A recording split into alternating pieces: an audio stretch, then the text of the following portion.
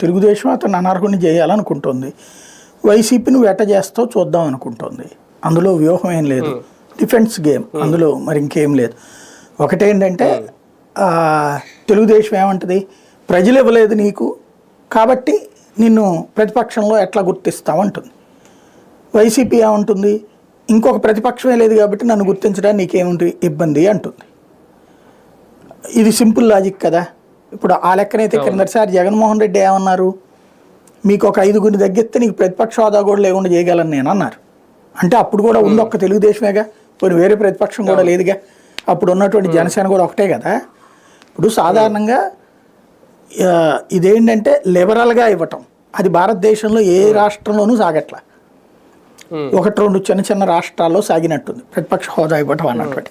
కేంద్రం స్థాయిలోనే మోడీ సర్కారే ఇవ్వాల 2 సార్లు కాంగ్రెస్ పార్టీ. రాహుల్ గాంధీకి ప్రతిపక్ష హోదా ఇవ్వలేదు కదా. అందుకే కదా రాహుల్ గాంధీ ప్రతిపక్ష హోదా లేకపోబట్టినే కాంగ్రెస్ పార్లమెంటరీ పార్టీ నాయకుడు అని చెప్పేసి ఓసారి మల్లికార్జున్ ఖర్గేకి, ఓసారి చౌదరికి అప్పచెప్పారు. ఈ ట్రిప్ ప్రతిపక్ష హోదా వచ్చాకనే తను వచ్చాడు. ఇక్కడ అట్లాగే శుభ్రంగా ఈయన కూడా ఎవరికైనా అప్పచెప్తే పోతుంది శాసనసభాపక్ష నాయకుడిగా ఎవరికన్నా. ఎందుకంటే ఈయన ఇగో అట్లాగే ఉంటుంది, ఆ ఇగో చల్లారదు.